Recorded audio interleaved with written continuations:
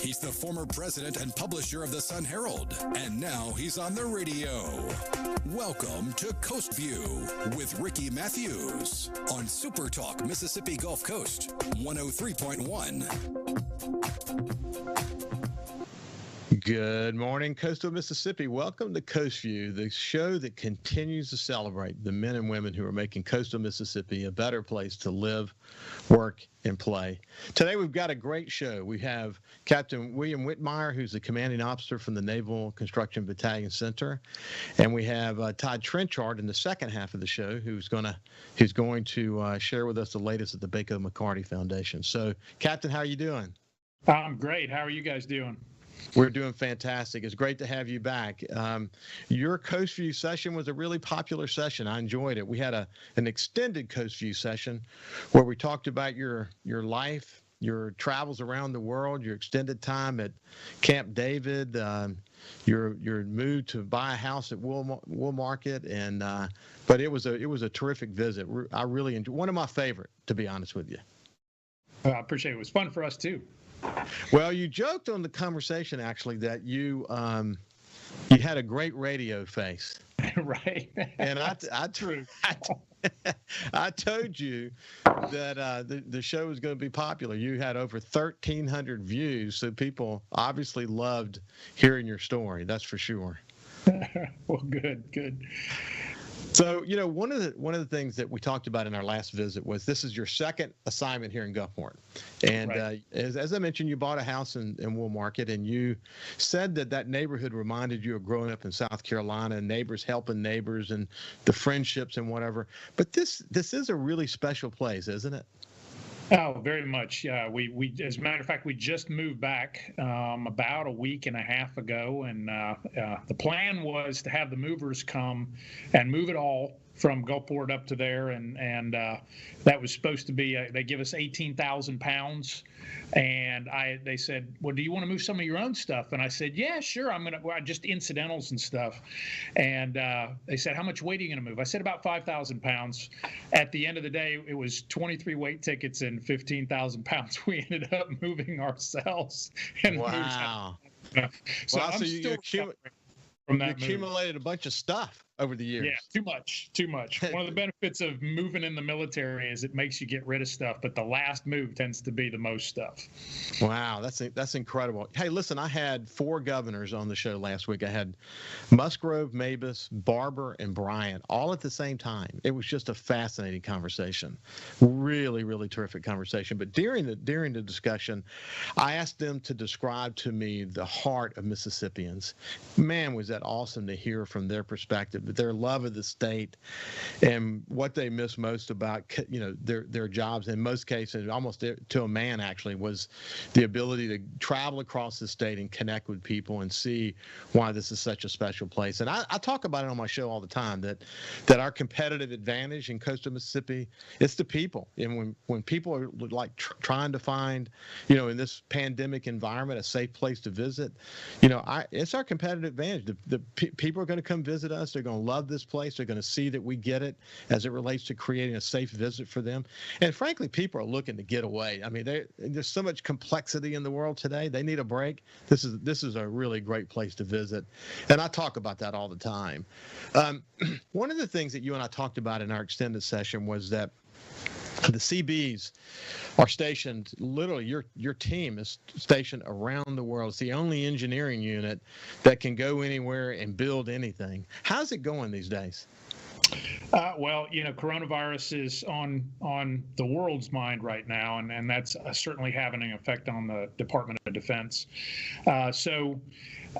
Most recently, early on in the coronavirus pandemic, Department of Defense put out a travel stop movement for all of Department of Defense. And really, if you wanted to go anywhere, if you needed to go anywhere, including deployers, there was a whole waiver process, and it was really kind of locked down.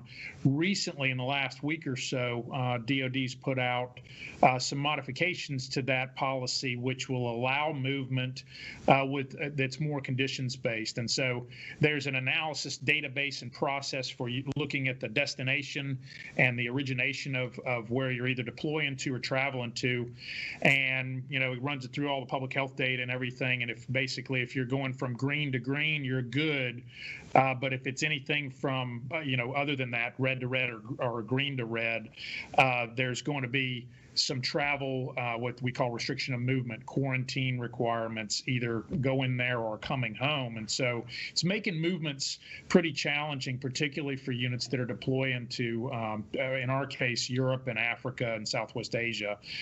So we're stepping through that. It's challenging for the entire department, but they're making it work. Is Spain still the staging area?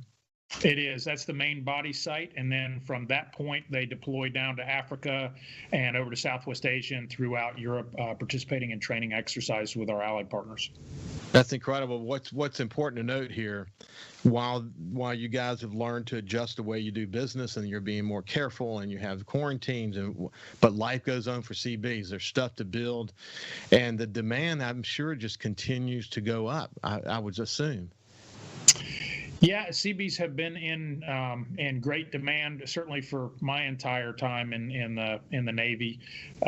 We've taken about a 42% cut about 10 years ago. A lot of that is to try and pay for the bill of building new ships and subs and aircraft, but the demand has not gone down. Whether it's theater security cooperation, it's joint and interagency partnership, building, or major combat operations like it was during the war years, the combatant commanders typically will ask for CBs first because we're so versatile. Well, when we talked about the deployments around the world, and the other point that I think helps coastal Mississippians understand better is when we talk about the CB base, we think of a single place, but when we talk about the Construction Naval Battalion group, the footprint is wide, from almost from state line to state line here in coastal Mississippi. Tell people about the footprint of your operation. Yeah, so particularly for the locals here in the Gulfport area, they think, NCBC Gulfport equals the CB base, which is only 1,200 acres. But the reality is we have 12 to 1,500 sailors right now. It's even more that are at Pascagoula that are doing building ships. So there's 4 to 6 ships under construction at any one time. 2/3 of the fleet that's afloat today was built in Pascagoula. So you have sailors that are joining the ships as they're under construction and sailing away there. And then down at Stennis Space Center, we have the kind of the center of the Navy, as I call it, for weather forecasting and oceanographic operations is based at Stennis Space Center. All the fleet weather forecasting for the world is headquartered out of Stennis, with some weather centers in Norfolk and San Diego.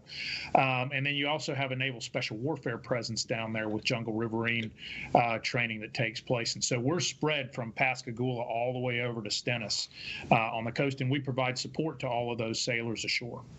Wow, it's really incredible. So, this large presence in coastal Mississippi, from state line to state line, and then around the world. It's amazing the role that you guys play.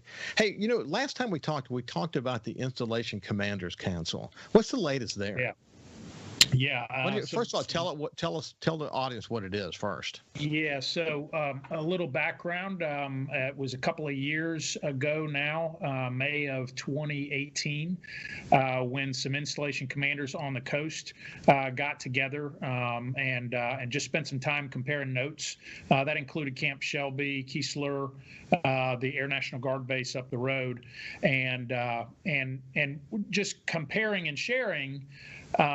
A lot of goodness came out of that, to the extent where we said, hey, we should maybe consider doing what other states are doing, and let's get all the military community together in some kind of a forum where we can talk about what's affecting us, and then and then have kind of a deliberate dialogue with the state. And so we asked the governor if he would be willing to meet with all the installation commanders. We call it the Installation Commanders Council a couple of times a year, just so we could help educate and inform the state of Mississippi on issues that were affecting the military community and our missions. Governor Bryant jumped at the opportunity. Governor Reeves has been very keen and participating with the Installation Commanders Council, but we've been able to do some really key things that have not moved as quickly in the past because we don't have a forum like that. The good news today, fast forwarding after two roundtables with the governor, two key pieces of legislation that have been in the works for over 5 years. One on license portability for military spouses. So if you have a nurse or you have a spouse that's a nurse or a teacher or a doctor or a lawyer, the license requirements when you move from state to state can be very challenging. And for families that are here for only a couple of years, 3 years, it can take most of their tour just to get a license unless there are mechanisms in place to speed that up. There is a bill that is moving through the Senate right now that we're expecting to get signed, which will make that much easier for spouses. Captain, why don't we do this? Yeah, go ahead. We're coming to the end of this segment, but what I want to do when we come back is continue the conversation about the work that you're doing across the state and bringing the installations together. But that's a really good one you just mentioned. I bet if that works out, that's going to be terrific. We'll come back on the other side. This is Captain William Whitmire, who's the commanding officer at the CB base here in Gulfport, and we'll be back after this break.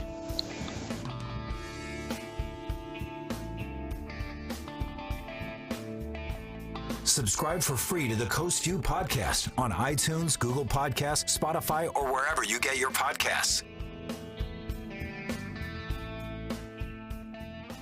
From the Gallo Archives. In the House, first time since 2014 Senate race, Chris McDaniel. Looking back on the election 2014, if Chris McDaniel had not so vehemently rejected the result after the election and marched on, you would today be a viable candidate, either for lieutenant governor or for governor. I thought what occurred there was beyond the pale. They called me a Klansman. They called me a racist. They called me the most despicable things in the world, and we know good and well there were crossover votes that occurred, and the evidence was strong. You ever talk to Thad Cochran after that? I tried on several occasions. Oh, is that right? He never did return my call, and I always wanted him to know that I respected him as an individual, but the disagreements didn't change that respect that I had for him. Are you looking forward to the next session? Yes, sir, very much so. It's the first time in some time I'm not going to be in timeout. The powers that be have a way of punishing if you step out of line, so to speak. You know that. I know that because George Flags taught me that. Right, so. From the Gallo Archives. Hey, I'm Steve Azar, and you never know who or what you'll hear when I spend a Mississippi Minute with my friends.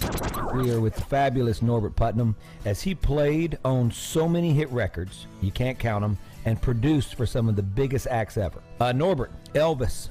And I want to tell you about Presley. He had two different voices. He would sit and talk to me in a very calm, low voice.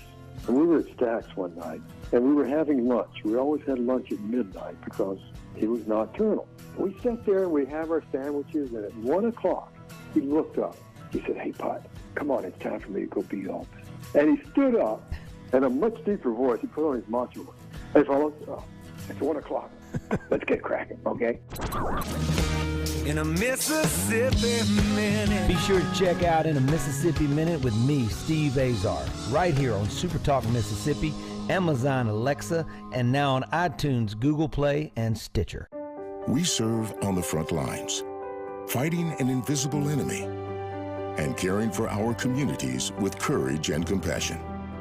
The COVID-19 crisis has challenged us like never before. Now, the men and women of America's hospitals and health systems are counting on Congress and the administration to stand with us as we stand ready to care for you in every way, every day. Whether you're a Rebel, a Bulldog, a Golden Eagle, or just a sports fan, SuperTalk Mississippi has got a podcast for you. For you. Sports Talk Mississippi, The Rebel Report, Thunder and Lightning, the SuperTalk Eagle Hour, and the BORKEY Show are all now available for you, and it's all free. Get them all on demand at supertalk.fm and on your smartphone. Just search for SuperTalk on iTunes, Google Play, or anywhere you listen to podcasts. Talking to the people that help make the coast such a unique place to live. This is Coast View with Ricky Matthews on SuperTalk Mississippi Gulf Coast 103.1. Welcome back to Coast View. We have Captain William Whitmire, who's the commanding officer for the Naval Construction Battalion Center in Gulfport.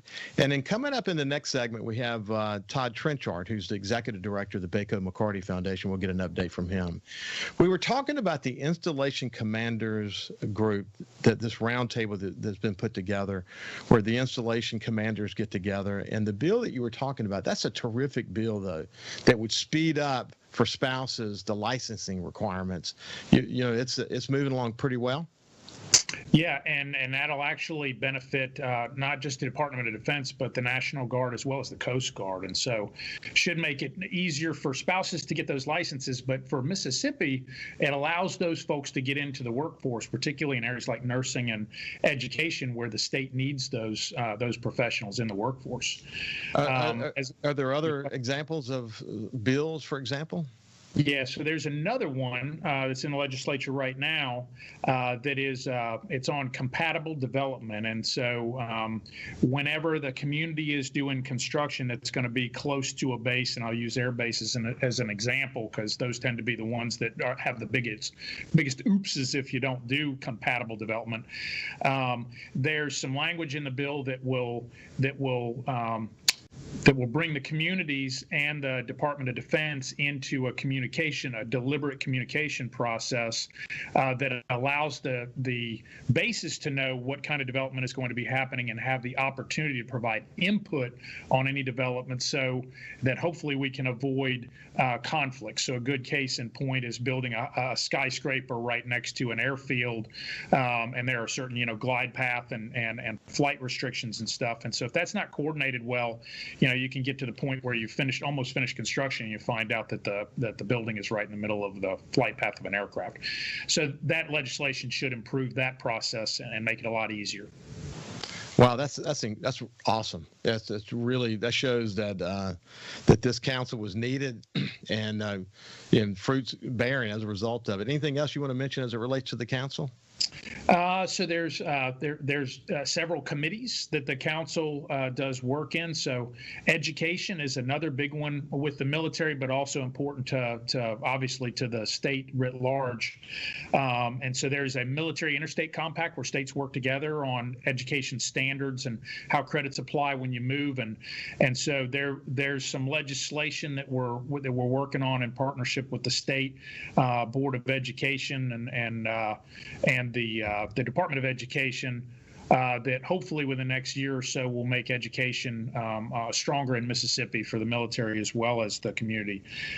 Also, tremendous opportunity between the Department of Defense and the state, particularly the National Guard, to partner and share resources. So some real big wins. The Air Force is able to do its new basic military training field portion over at Keesler by partnering with Camp Shelby. And so they're running recruits through Camp Shelby, and Shelby's happy to host them.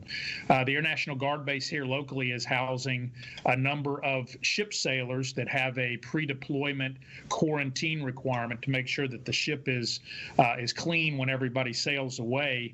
That's helping Gulfport and the Navy out tremendously. Huge cost savings there. And then we've been able to help the Guard with some things like some coronavirus safety procedures as far as how you run your facilities and make them safer. So that kind of collaboration is happening all across the state, particularly here on the coast, and it's a win-win for all. Did you ever in your wildest imagination think you would become a pandemic expert? Well, still don't think I'm a pandemic expert, but I joked the other day that I think we're all going to walk away with at least associate's degrees in public health, based off of, I'm sure everybody's spending a lot of time reading up on coronavirus and how to protect yourself.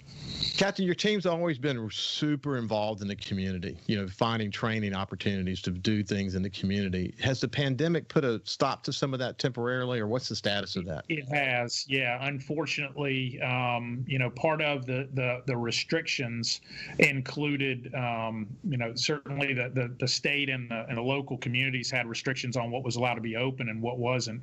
There have also been restrictions of varying degrees for different services on things that our military can do when they go outside the gate. And so things like community service and stuff have been put on hold temporarily until the indicators that the trends for case and community transmission are going down, and we can establish some procedures to ensure that our folks don't get sick, obviously, if they go out to do stuff. So it's starting back up, kind of a soft start, but it took about a 3-month hiatus, and it was unfortunate, but just something we had to do. That's it. It's completely to be expected. The other thing we talked about was the intergovernmental support agreements with between the base and Harrison County and Gulfport. Have those been able to continue?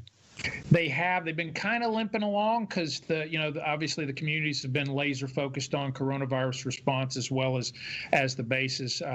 But we've got a potential opportunity, we think, with the city of Gulfport to take advantage of some of their in-house capabilities for maintenance of water tanks. And we've got 2 great big ones that are right there on the base. And so some initial discussions going on with that, and then a few others that I mentioned last time. There could be some opportunities. It's going to be a little while, I think, before they're ready to kind of launch on. So let's shift gears and talk about the base. If I were to come on the base, what's the latest there, and if things have begun to open up, or just talk us through the situation there? Yeah, so we were talking to Centurions last week, and they were saying, what's going on the base? What does the base look like? A little bit different between the different bases here on the coast, and necessarily so because there are different potential mission impacts with coronavirus. So, a lot of the retirees may have noticed that the commissary at Keesler is not open all day every day, or hasn't been for those patrons, where over at Gulfport it is. And that is because Keesler's got different risks associated with, the medical center that they have there, which serves my military population as well as all the retiree beneficiaries. They've got more trainees. And so if you go to Keesler, you'll see a little bit different picture. They're kind of similar now, and they're getting more similar as we start to come into a recovery mode. But the bottom line is the base is open. Things are closed on the base, like our gymnasium, some of the MWR type functions and services and products that we offer. But business as usual is going on. There's not as many people doing it on the base because we're doing a lot of teleworking and trying to split shifts. But we're continuing mission and looking forward to when the conditions are right to where we can start opening those facilities. Yeah, you said it's so interesting. We talk about this, at least 2 or 3 times a week, that the pandemic speeds up trends that were there before. And technology is one of those trends, whether it be telemedicine or how we communicate or distance learning and whatever. I bet you've noted some big trends in the military and how it might actually change the way you operate in some ways. Did some things come top of mind to you? Yeah, the big thing is the social distancing and what we've been forced to do just to kind of spread people out. So we had to get very creative and aggressive with telework to an extent that we've never done before. My secretary right now is teleworking, and usually she's the person that's kind of the quarterback in the front office when we have visitors come in. Didn't think that we could do that and that it would be successful, but we had to do it because there were, obviously public safety concerns with having a full office, and it's worked pretty well. Now we don't have the foot traffic that we've had before, but teleworking in general, the data that we're seeing is, at least over the short term, we're actually in some areas seeing increased productivity. I think over the long term, the human factor of folks, being able to physically work together is gonna be important. And if we can't do that soon, we're going to see differences in that. But the technology has allowed us to do that in ways that we wouldn't have been able to do before. We've also had to kind of split shifts, so not everybody's in the office at the same time. Before technology enabled that to happen, that could get very difficult, particularly with getting word out to everybody. So some silver linings there, I think. I think looking forward, the Department of Defense and industry writ large is going to be taking a harder look at, do I need all these buildings? Do I need all these desks? Do all of the cubicles need to have a dedicated desk for a single person, or can we have people do, kind of telework Monday through Thursday and come in on Fridays, and can we rotate desks and stuff? And so that discussion's happening in industry. It's certainly happening in the DoD as well. Man, I've read about it, and I've talked to people in just about every industry, and there's going to be a mix between what is very productive today, teleworking, and some face-to-face stuff as well. Hey, we have less than a minute left. I want to make sure we hit this. You're retiring in August. I am. Well, transitioning to a new career. There you go. We're going. Well, we'll talk to you before then. And I'm not a young man anymore. But congratulations, man! You've had an incredible career, and we'll talk to you. We'll have a really good session with you before you get out, so you can reflect a little bit. But I couldn't be happier for you. A great opportunity to shift gears in your life. You'll be living here in coastal Mississippi. We're proud of that, and good luck to you. Thank you very much. It's been great. Yeah. Hey, listen, thank you for spending time. But again, we'll be back to you before August for sure. And until then, we'll stay in touch. All right. Thanks, Ricky. It was good seeing you again. Yeah, this has been Captain William Whitmire from the Navy Construction Battalion in Gulfport. So we'll see you after this break. The Dean's List with Janice Dean. A compassionate young man who became a dinner companion for a stranger makes today's Dean's List. Lisa Mealander and her family had been eating at the Eaton Park in Belle Vernon, Pennsylvania, when she noticed how her server was interacting with a senior patron. The server, Dylan Teetle, had dropped to one knee so he could give his full attention to the gentleman. Lisa wrote on Facebook, the man apologized for not hearing well, and he talked about how he lost his hearing during the war. He was 91 years old with many stories to tell, and Dylan patiently listened, giving him his full attention. He also helped the man figure out a meal from the menu before putting the order into the kitchen. Lisa tried to flag Dylan down so she could offer to pay for the man's meal. Dylan said someone else had already taken care of the check. Before leaving her table, Lisa snapped pictures of Dylan chatting with the senior and published them to Facebook, where they have been since shared thousands of times. Thank you, Dylan, for your kindness, and Lisa for sharing this story with all of us. Janice Dean, Fox News. Thousands of Bulldog fans have subscribed to the Thunder and Lightning podcast. Have you? On each episode, Brian Haydad and Joel Coleman give you an inside look at your Mississippi State Bulldogs. The Thunder and Lightning podcast is free and available on demand at supertalk.fm and on your smartphone. Just search for Thunder and Lightning on iTunes, Google Play, or anywhere you listen to podcasts. Thunder and Lightning from SuperTalk, Mississippi, covering the Bulldogs like no one else. Staying informed is a full-time job, even more so during an election year. That's why SuperTalk is here. With Fox News, News Mississippi, and the Super Talkers, you'll go inside the campaigns, and we'll separate what's real from what's not to bring you the latest information that matters. From now until you go into the voting booth on November 3rd, your election headquarters is SuperTalk, Mississippi. Available on the SuperTalk app and at supertalk.fm. From the Gallo Radio Show archives. In the house, Mike Hurst. When I started at the end of 2017, sadly, our office had gotten so low during the last administration. I think in FY16, we prosecuted 11 illegal immigration cases, 11, which is embarrassing. First year I was there, we had jumped almost 700% to 77 prosecutions. And Paul, that number I think is going to increase very much more this year. We are continuing to see illegal immigration impact crime around the state. I'll give you a perfect example. About a month ago, we prosecuted an illegal alien who had brought 9 kilos of heroin and 1 kilo of fentanyl through our state. Now, to give your listeners an idea of what 2.2 pounds of fentanyl will do, that will wipe out 1 million people, Paul.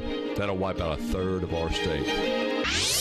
This has been another Gallo Radio Show audio archive.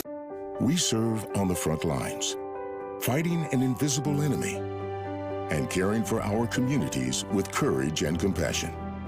The COVID-19 crisis has challenged us like never before. Now, the men and women of America's hospitals and health systems are counting on Congress and the administration to stand with us as we stand ready to care for you in every way, every day.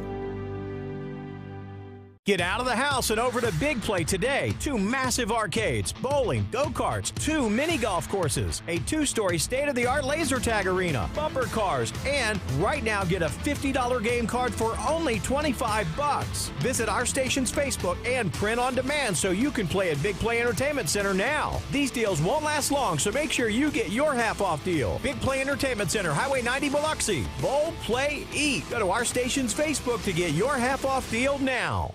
Hey, want to come work for the #1 radio group on the coast? TeleSouth Media has a great opportunity for an outside sales consultant. Get paid while having fun and work in the exciting, fast-paced world of radio. We have award-winning stations like 97.9 CPR Rocks, 105.9 The Monkey, G96.7, SuperTalk 103.1, and 103.5 The Possum. Take the first step towards a new and rewarding career. Submit your resume to Jesse@telesouth.com. That's JESSE@telesouth.com. TeleSouth Media is an equal employment opportunity employer. Hey, I'm Steve Azar, and you never know who or what you'll hear when I spend a Mississippi Minute with my friends. Talking to Paul Thorne, Mississippi true treasure, really incredible recording artist, singer-songwriter, has been doing it a long time, doing it the right way. It's almost like a Forrest Gump thing because, I was a boxer, / I worked in a furniture factory, / I had a gig 2 nights a week playing my acoustic guitar in a pizza restaurant, / I was in the National Guard, and, Wow. All this stuff was going on at the same time. / I had a writing contract with Rick Hall and Fame. In a Mississippi Minute. Be sure to check out In a Mississippi Minute with me, Steve Azar, right here on SuperTalk Mississippi, the SuperTalk Mississippi app, and now available on iTunes, Google Play, and Stitcher.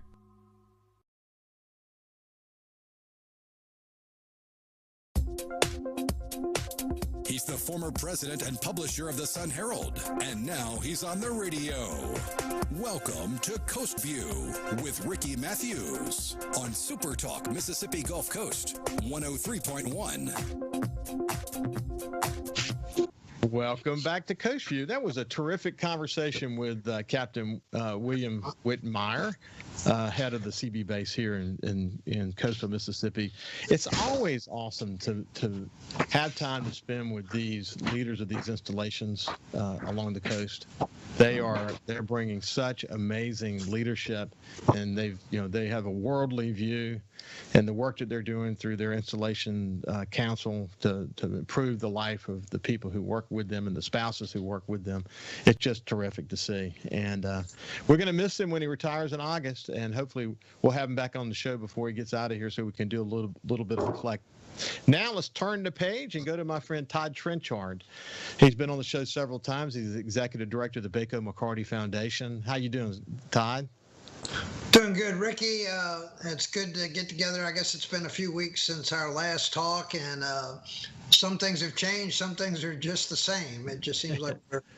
Well, we knew that the pandemic situation was going to continue, and as you and I were talking about offline, it's just going to continue. And the fact is, we're seeing a slight uptick on the coast. Dr. Conger, Lee Bond from Singing River Health Systems, Kent Nico from Memorial, they all said that they expected a slight uptick. That's not surprising. But if we have an uptick and people don't practice the safeguards that we have at our disposal, then we could have a problem in coastal Mississippi. And hopefully people are really paying attention that social distancing and face masks and not touching your face and washing your hands, and especially protecting the vulnerable. You hear this over and over again, I'm sure, when you're in the community. It's so important that we protect the vulnerable. Those are the tools we have. I know that I'm seeing the seniors are taking it a lot more serious than the younger people. The younger generation seems to sort of think they're infallible, and sometimes we categorize ourselves with that younger generation. That we maybe not, be at the senior age, but yeah, it's a little scary seeing some of these numbers. It doesn't seem like it's improving like we thought it was maybe a month ago. And Dr. Dobbs, the state health official, he's concerned about it. And there was a piece on NBC News last night about the fraternity at Ole Miss, where they didn't follow the guidelines. And I don't know, I don't want to. 15 to 20 of the the kids that were there got it, and they're young and resilient. They'll probably do fine. But the issue is, when they left that fraternity party, who did they go see? Did they go see their grandmother? Did they go see their mom and dad that could have pre-existing conditions? That's the reason why young people and people who think that they're, that they can catch this and not be concerned about it. It's the people they come in contact with, and I think that's the message we just got to keep, talking to people about. Don't ignore it. It's good. We're doing a good job cranking up our economy, and whether I'm talking to a casino owner or a restaurant or whoever, they're all doing this the way it needs to be done, so coastal Mississippi can be seen as a safe place to visit. But it's the same as it was several months ago when we started this journey. You got to be careful. You just got to be careful. Right, and I know you've been one of the biggest champions on that. I've been watching your show, and you really haven't shied away from that. I think you sort of saw this. Anything you get into, Ricky, it's always to the backs. I'm watching your hurricane reports. I'm watching your your man of many talents, and an educational thing for a lot of us that we can all learn from. So I'm going to leave this interview today and be a lot more cognizant that maybe I do need to be a little more careful than I have been. Yeah, because I see some of you on social media, and I worry about you sometimes, and it's important. It's important, honestly, though. And the reason I talk about it a lot is because you know the situation. I know the situation. You see what you see on social media. People wanting to ignore it. Some even want to call this some kind of a conspiracy still, which is amazing to me.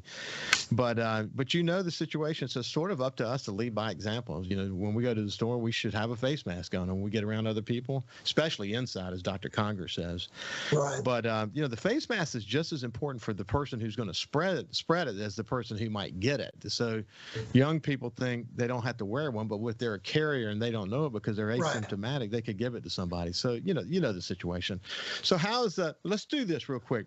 I always remind people, Bako McCarty Foundation is an incredible foundation that has done incredible work, but the key to your success over the many years has been your ability to connect people. You see yourself as sort of a conduit between those who just leaders, letting them get to know each other, and you never know where these moments, these new trajectories that you create through introducing people, you never know where they're going to go.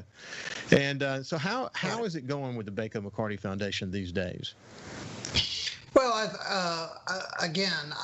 think the last several months has presented some challenges, but it also presents a lot of opportunities. And it gets us, like Katrina, you started thinking out of the box of how you could maybe even connect more. We'll talk about that in a little bit. But it brought us to this medium here of starting to use things like Zoom that maybe you wouldn't have never known about unless this would have happened. We started communicating more and more with that nonprofit sector on a regular basis.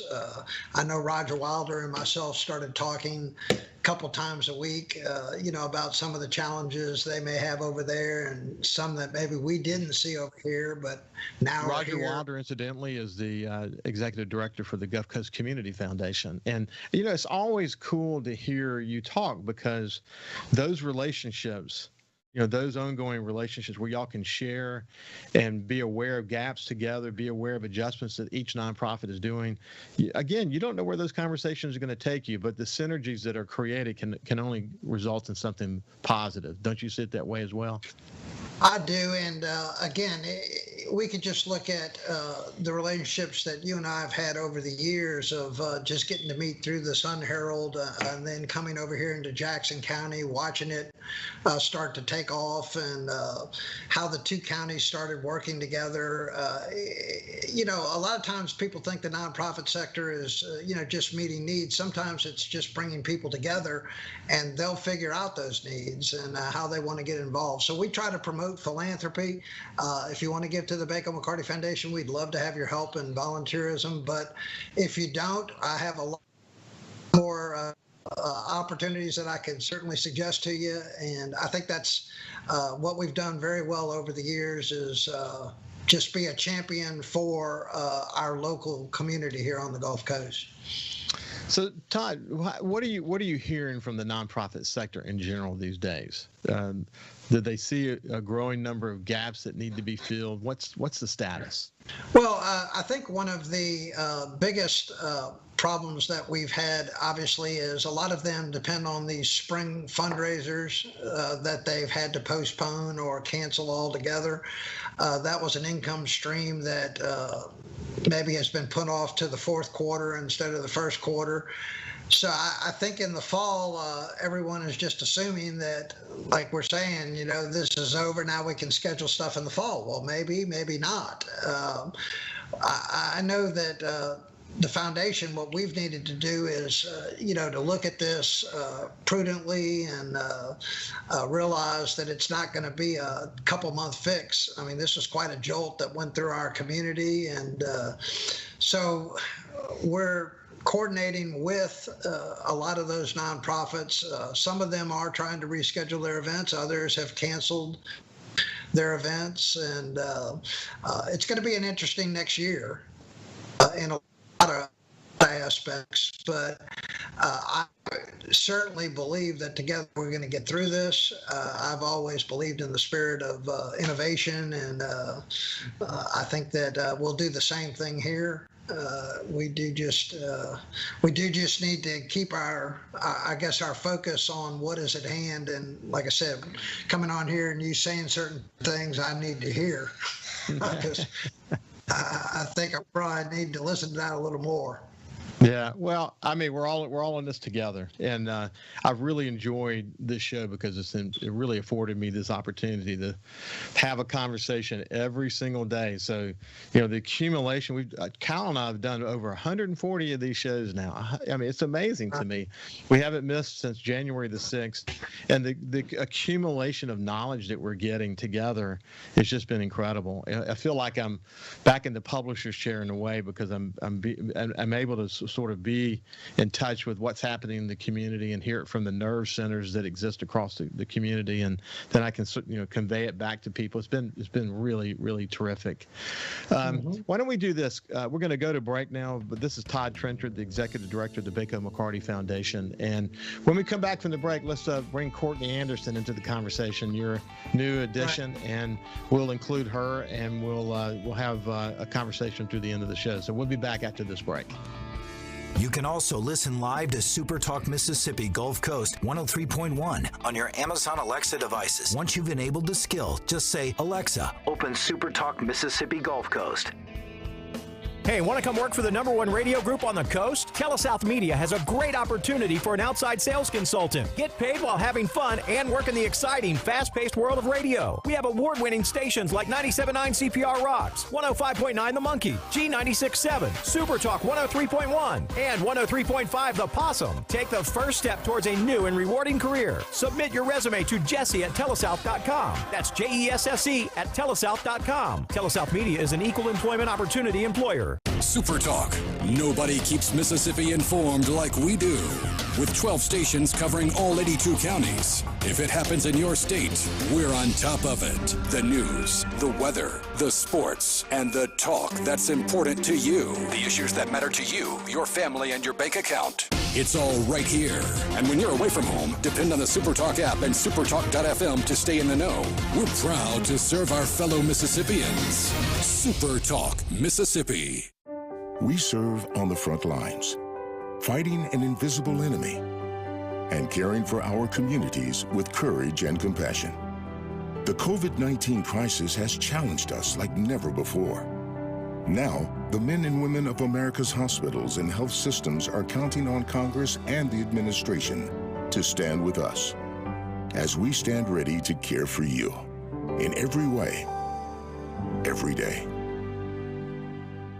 Get out of the house and over to Big Play today. 2 massive arcades, bowling, go-karts, 2 mini golf courses, a 2-story state-of-the-art laser tag arena, bumper cars, and right now get a $50 game card for only $25. Visit our station's Facebook and print on demand so you can play at Big Play Entertainment Center now. These deals won't last long, so make sure you get your half-off deal. Big Play Entertainment Center, Highway 90, Biloxi. Bowl, play, eat. Go to our station's Facebook to get your half-off deal now.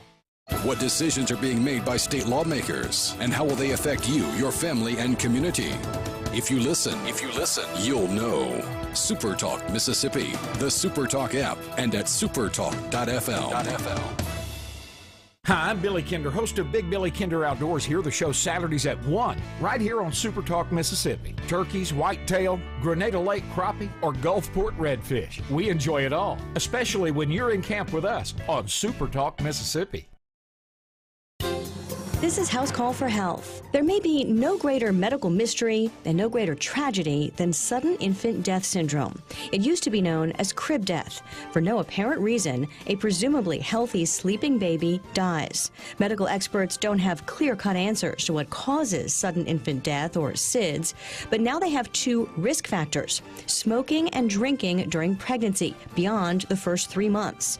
A new study finds that babies whose mothers drank alcohol and smoked tobacco after the first trimester are at far greater risk of SIDS, 12 times greater. Previous studies showed a risk of smoking and drinking individually. This study says doing both drastically increases the danger. The research is sponsored by the National Institutes of Health, which is calling for greater publicity about the danger and improved screening at the very beginning of a pregnancy. For more health news, go to foxnewshealth.com. House Call for Health. I'm Lisa Brady, Fox News. Feeling down? Here's your prescription for a daily dose of good news and positive vibes. Good Things with Rebecca Turner. Every afternoon, Rebecca highlights all the good things happening right here in the state you call home. Daily exposure to Good Things with Rebecca Turner may cause smiling, feelings of positivity, happiness, and even laughter. When you experience these symptoms, tell your friends to listen. Okay. Weekdays starting at 2 p.m. here on SuperTalk Mississippi, and now on Amazon Alexa devices. If a muckety-muck wants you to hear what they gotta say, they come here first and sit down with Gallo and JT. This is ground zero for all Mississippi muckety-mucks. SuperTalk Mississippi. Watch your favorite SuperTalk shows in HD. Just go to supertalktv.com. Ever wonder what goes on in the studio during the shows? Now you can watch what happens in HD. SuperTalk TV, streaming now on supertalktv.com. Talking to the people that help make the coast such a unique place to live. This is Coast View with Ricky Matthews on SuperTalk Mississippi Gulf Coast 103.1. Welcome back to Coast View. We have Todd Trenchard, the executive director for the Baco McCarty Foundation, with us today, and we're now also joined by Courtney Anderson, one of his new partners in crime at the Baco McCarty Foundation. So, Todd, why don't you tell us more about Courtney? I've watched y'all, closely since she was added to your team, and it's been amazing watching you kind of not miss a lick. But introduce Courtney to us more officially. Sure. How this all came about, I think Courtney came into my office, something with the American Cancer Society, and the pandemic wasn't too far behind that. And my mind's always thinking out of the box of some things we could do. But actually, Roger Wilder and I were talking about perhaps having a nonprofit czar that would oversee the recovery, just like we did at Katrina. And when we figured out things had changed between now and Katrina with communication, we actually did not need that position. So I immediately started thinking about maybe I could add a development director, Courtney, that had a reach into a part of our community, mainly the Gulfport area, that we didn't have. And so we've used this time to expand our, our relationship and base. Obviously, Courtney brings a lot to the table from the Gulfport area, and she's been over here training. She's a ball of fire, has a lot of passion. She's always just looking how she can get in there and help, and so we're very excited about what she's not only gonna bring to the table, what she's already brought to the table. I've got to meet a lot of people that, maybe I knew through you at the Sun Herald, but we'd only see them once a year. So, Courtney, you like to say anything on radio? Let me say this real quick before we turn it to Courtney. As you know, I know her family really well. Her dad, Roy Anderson, and I had a great extended Coast View session together. We grew up together, knew her grandparents. And what I like most about you, Courtney, is your passion for coastal Mississippi, your love for this place. And that's going to translate so well into what you're doing now, because I think at the core of someone who does the work that you're doing is you just have to have a passion for the people and for this place, which you have, and it's exciting to see that. So how's it been? You hit the ground running? Yeah, I think so. I mean, Todd, what do you think? He's nonstop. I've been able to, be mentored by someone nonstop, and I came right in, with the pandemic, and it's been a lot, but the events have been delayed. So I've had more time to learn the organization, the foundation, what exactly, has gone on to Baker McCarty and how he even got into it. So it's been good. It's been good. Yeah, here's the thing. You say he's moving fast. I've never seen anyone move faster. And the fact that you've been able to keep up with him is quite a testament to yourself. But it is an interesting organization to learn about, isn't it? I mean, the role and how they view themselves. And the thing about it is that there is such a plethora of responsibilities. I'm co-hosting the Spotlight Gulf Coast, which I'm able to use my broadcast journalism from Ole Miss, but that's only a teeny part of what, I'm going to be able to do. And I've always had a servant's heart, and so it couldn't be a better fit. I mean, it feels right, and it's very smooth. When something's right because it just kind of happens, and that's kind of how my experience is. Well, I mean, you want to feel that. Well, you want to feel like the fit is just a match made in heaven, and your prior experience, I think, really kind of set the stage, and now you're fully understanding the scope of BACO and how they develop relationships and how they leverage relationships, and so far so good, huh, Todd? I just can't.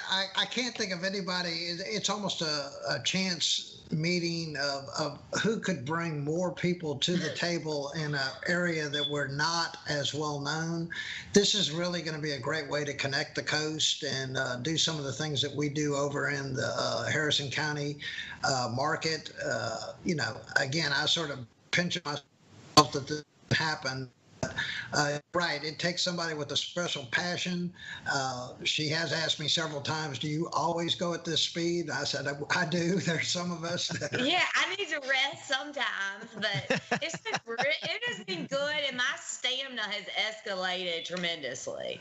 But she's doing a fantastic job, Ricky. And again, I'm just so excited. I've met so many people in the Gulfport community that, again, I would see at events over the years, but now you're sitting in their offices getting to learn a little bit about them, what some of the needs are.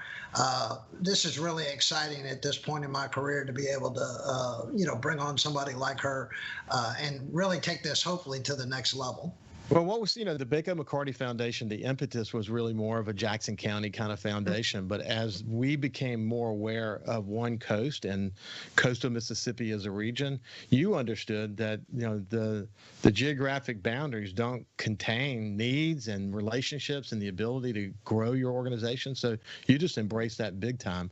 Hey, we're coming to the end of our time together, Todd, but it's been a pleasure. Good to have you on, Courtney. Congratulations to you. Good luck to you. Hope you continue to hit the ground running and are able to continue to keep up with Todd. And Todd, Todd, we'll be back to you in a couple of weeks and just check in and see how things are going. Thank you, Ricky. Appreciate Thank you so much. You bet.